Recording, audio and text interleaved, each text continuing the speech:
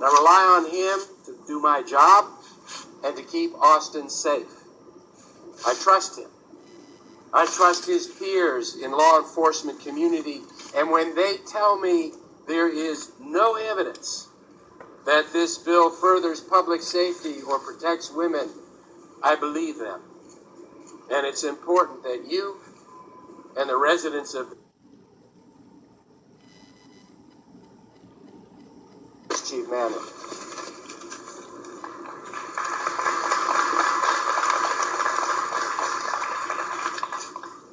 Good morning. I'm honored to stand here today with my peers in law enforcement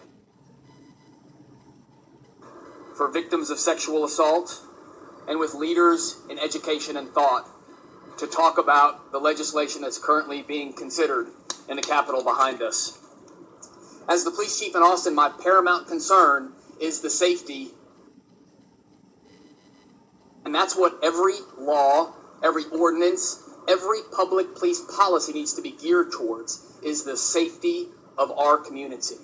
And I do not see the bill that is being considered, as we know it, the bathroom bill, increases public safety in any way, but instead could in fact and will jeopardize the safety of many in our community. And that's why you see so many of us out here today to talk about this very important issue. This bill, in fact, will make the job of law enforcement more difficult. When we're combating challenges across the community with violent crime and other issues, if a bill like this were to be passed that would pull police officers' time away from combating violent crime into enforcing a bathroom bill, it makes communities less safe. It is time not spent combating crime, time not spent ensuring community safety. I am not aware of any evidence that shows there has been a problem with men entering into women's bathrooms to create issues. And if there were to be, we already have laws on the books to address that behavior. So this bill, in the way that it is written and would be enacted, does nothing more than to marginalize part of our society that is already marginalized. And it is going to make our communities less safe. I also have a concern of how would law enforcement, if called to respond to a circumstance under this law, how would we respond? How is an officer expected to handle that by any of the circumstances that would be required under this law? It puts officers in an untenable position, and it works against public of the community. And for that reason, it is merely an attempt to solve a problem that I do not believe exists and have not seen any evidence that it exists. And that's why I am proud to stand here along with my peers from major cities around Texas to speak out about the concerns we have with this bill and how it would pull police officers away from the important duties we already need them to do. So for that reason, I'm proud to represent the Austin Police Department and stand here today with my peers speaking out on this issue. And I'm now going to introduce the next speaker, my mentor, a man I consider a friend and a colleague, Art Acevedo, Chief of the Houston Police Department.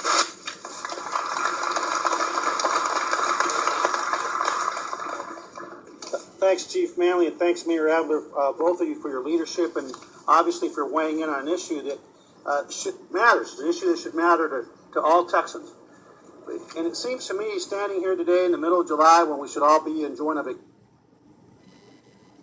it's almost like here we are again, back at the Capitol as a community of law enforcement professionals to say no to bad public policy. Bad public policy and law that's being packaged by some members of this body as a public safety measure. Now, first and foremost, let's make something clear.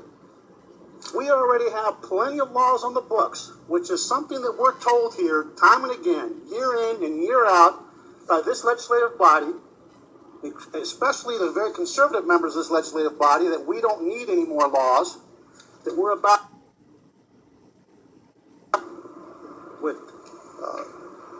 a body that doesn't understand that this is bad law. It may be great political theater, kind of like SB4, which is the anti-immigration bill.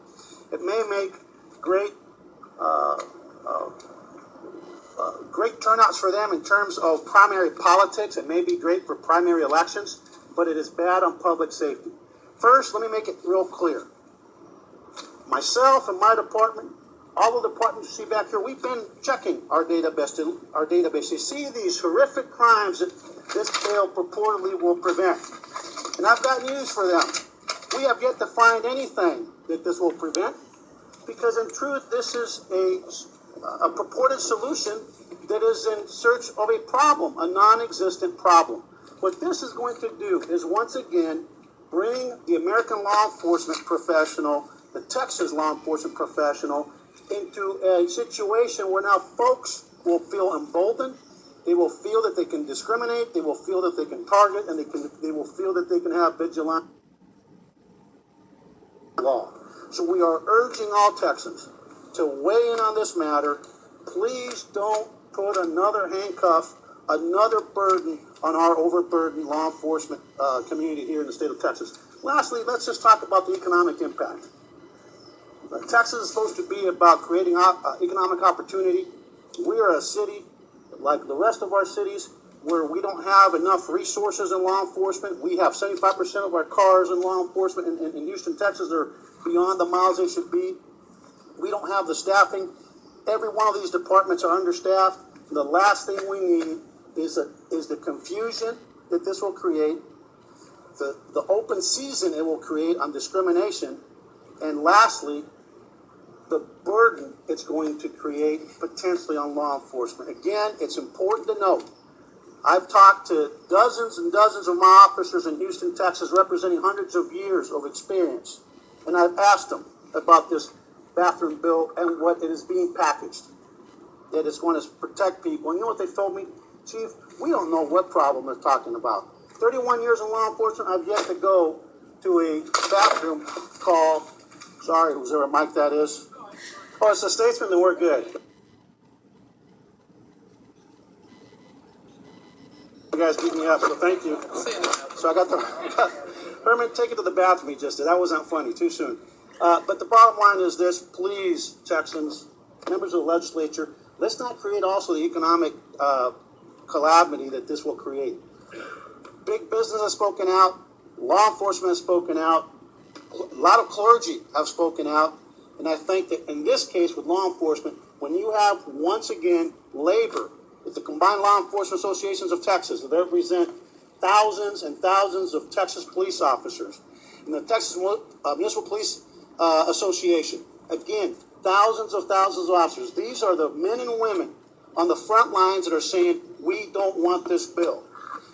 So if you want to pass this law, have at it, but don't include the good name of Texas law enforcement on it, because labor and management are lockstep on this. It's bad law, it's bad political theater, and at the end of the day, it's bad for Texas.